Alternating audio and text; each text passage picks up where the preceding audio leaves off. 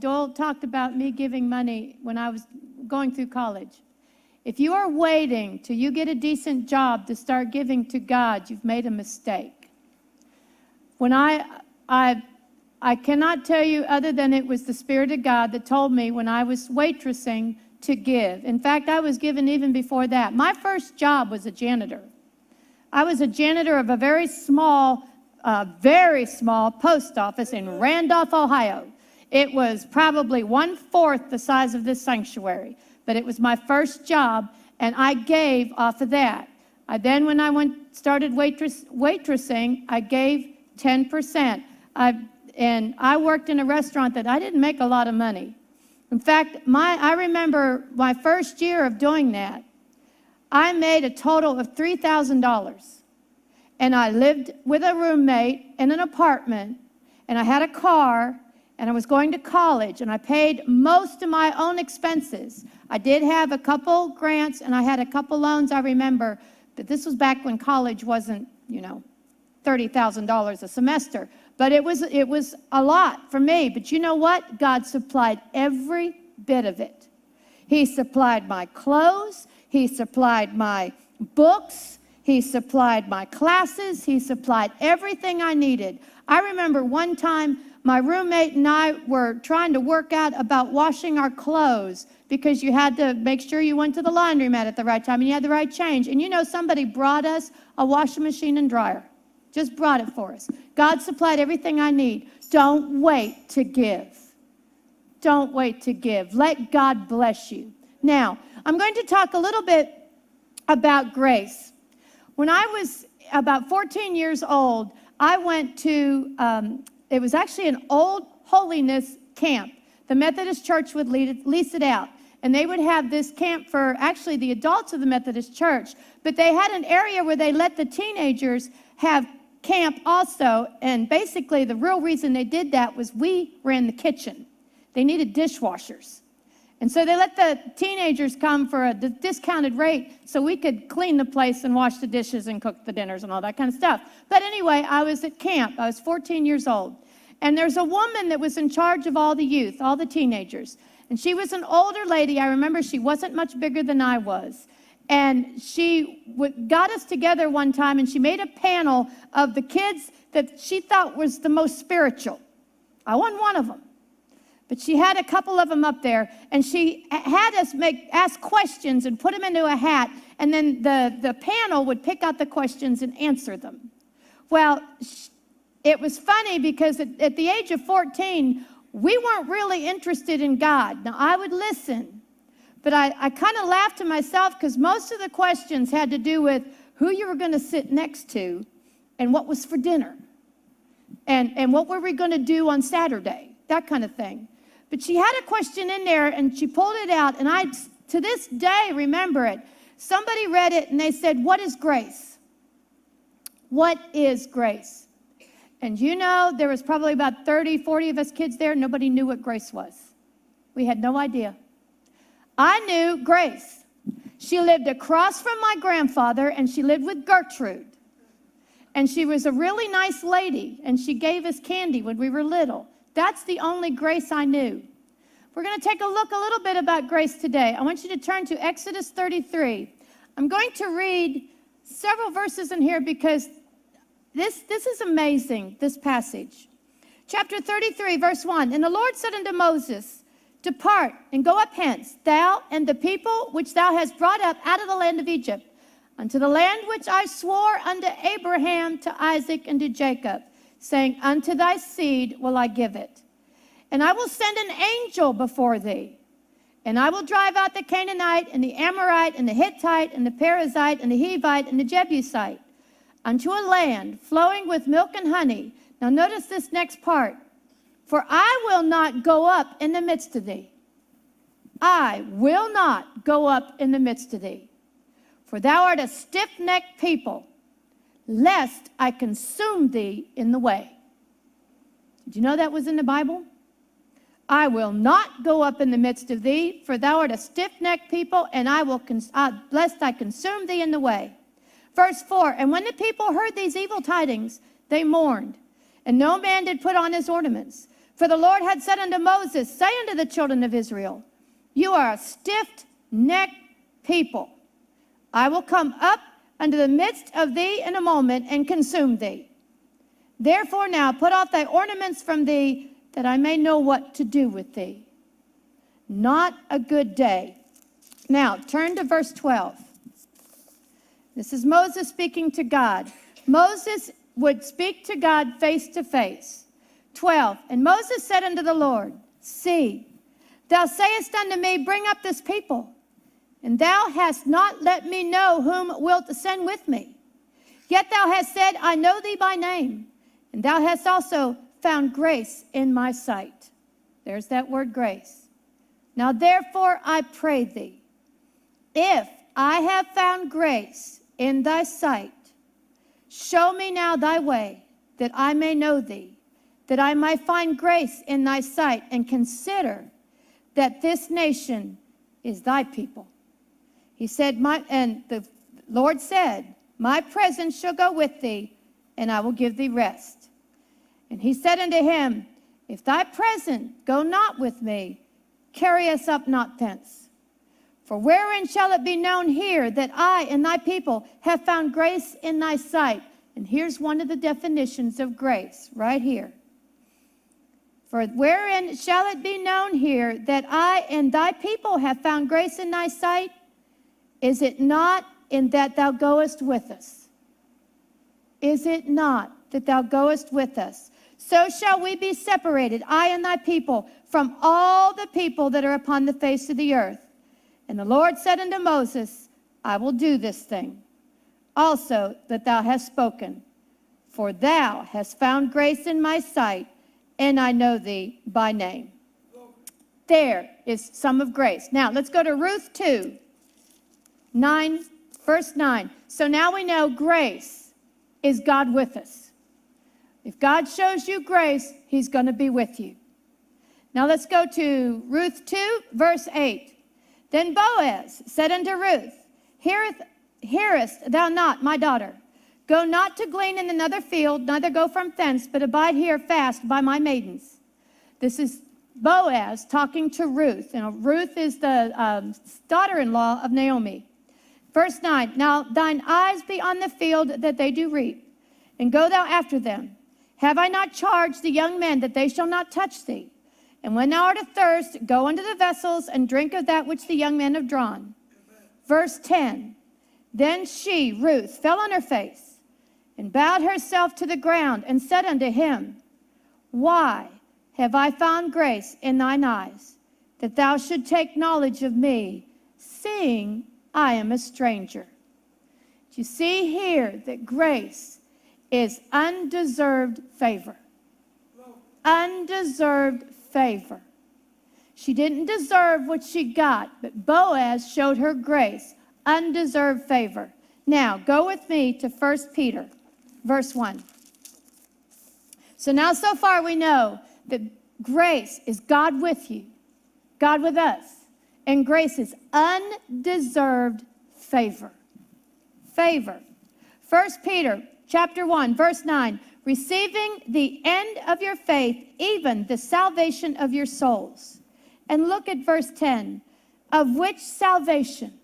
What salvation? The salvation that comes through the gospel. Of which salvation the prophets have inquired and searched diligently, who prophesied of the grace that should come unto you. Prophesied of the grace that should come unto you. Who's he speaking to? He's speaking to us. The prophets prophesied of the grace that was going to come to us. And he said, searching what? Or what manner of time? The Spirit of Christ which was in them. Notice that. The Spirit of Jesus, the Spirit of Christ was in them.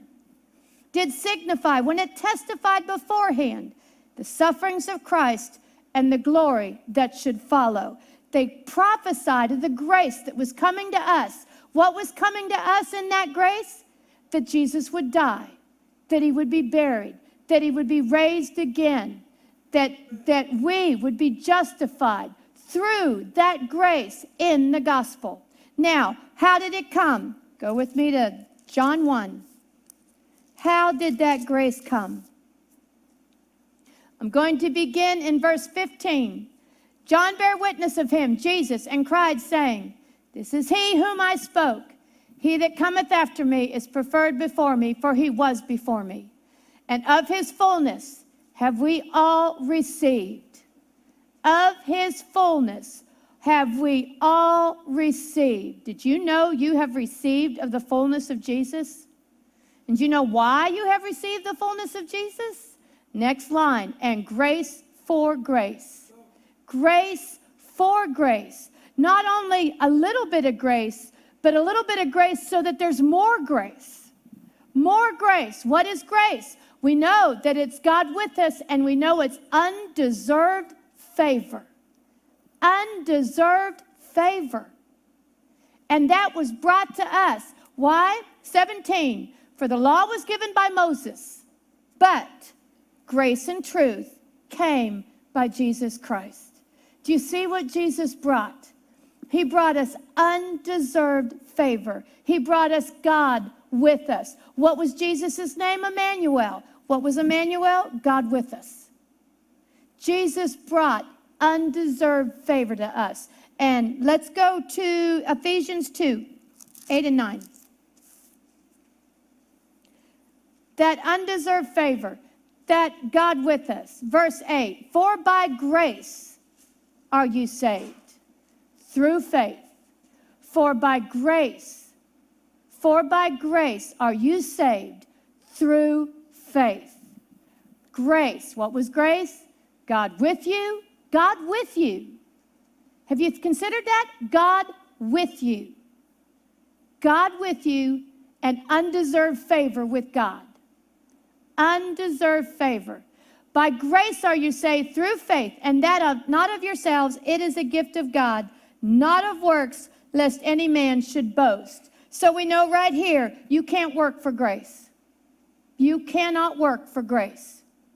Grace is a gift. It doesn't come by works. And we saw in John 1:17 that the law came by Moses and grace and truth came by Jesus Christ. Well, if that's the case, the law isn't going to bring you grace. You cannot get grace through the law. You can't get God with you, and you can't get God's undeserved favor through the law. Where does it come from? It comes from the gospel. It comes from Jesus. What happens when you receive Jesus? You receive grace and truth. What is the truth? Jesus said, thy word is truth. What is the truth? That Jesus died, that he was buried, that he rose again. And what comes with it? That undeserved favor, that God with us. Let's go to one more place. I want us to go to Romans 5. And I'm going to begin in verse 15. But not as the offense, so also is the free gift. For if through the offense of one, that was Adam sinning, Adam committing the sin, for if through the offense of one, Adam, many are dead, much more the grace of God. The grace of God. When did that grace come? It came with Jesus. It came with Jesus. God was with us, and we got undeserved favor through Jesus. It came with Jesus. So through the offense of one, many be dead, much more the grace of God. And the gift by grace, which is by one man, Jesus Christ. What was that gift by grace? It was Jesus. That grace has abounded unto many. 16, and not as if by one that sinned, so also is the free gift, or the gift. For the judgment was by one to condemnation, but the free gift is of many offenses unto justification. Where did that justification come in? It came in when Jesus died, and when he was buried, and when he took our sin, and when he rose from the dead. We were justified. Spoke about that on Sunday. Jesus going into the holiest of holies with the blood, we were justified. And if by one man's offense, Adam, death reigned by one, there's where we died. There's where we died. Much more, they which receive abundance of grace. Abundance of grace. Who brought grace? Jesus brought grace. abundance of grace, abundance of God with us, abundance of undeserved favor. And the gift of righteousness shall reign in life by one, Jesus Christ. Therefore, by the offense of one, judgment came upon all men to condemnation. Even so, by the righteousness of one, the free gift came upon all men unto justification of life. For by one man's disobedience many were made sinners, so by the obedience of one many shall be made righteous. Moreover, the law entered that the offense might abound. And I love this verse. But where sin abounded, this is where you don't want to be self-righteous. You don't want to be self-righteous here. Where sin abounded, grace did much more abound. Grace did much more abound. Where sin abounded, grace did much more abound. That as sin has reigned unto death, even so might grace reign through righteousness unto eternal life by Jesus Christ our Lord. I had a situation when I first came to Plano. I went through some real tough correction, real tough. And it seemed like every day I had to humble myself more and more and more. And God was really on my case, really on my case. And there was a night that I had all I could take. And I went out onto the patio. Me and the patio are like this. I went out on the patio and I sat down in a chair and I thought to myself, I can't go any further down. I can't do this. I can't do this. And I was thinking to myself, what am I going to do? What am I going to do? Am I going to have to leave? Am I going to have to go someplace else? What am I going to do? And as I was sitting there thinking, the Spirit of God spoke out of my mouth. And he said, Kathy, there is enough grace. There is enough grace for you to take another step. Do you hear that? There is always enough grace for you to take another step. When you think you can't go anymore, and you think you've gone far enough, God is speaking. There is enough grace. There is enough undeserved favor to help you take that next step. There is enough to take that next step. And you know what? I did. I did. With God's help, I did. I did it again and again. I found out underneath the basement, there were catacombs. I mean, way down there. But you know what? Every step, there was enough grace, enough undeserved favor that God helped me make the next step. The Water of Life boys are going to finish with a song. You need that grace? It's there. It is there to make the next step. God bless.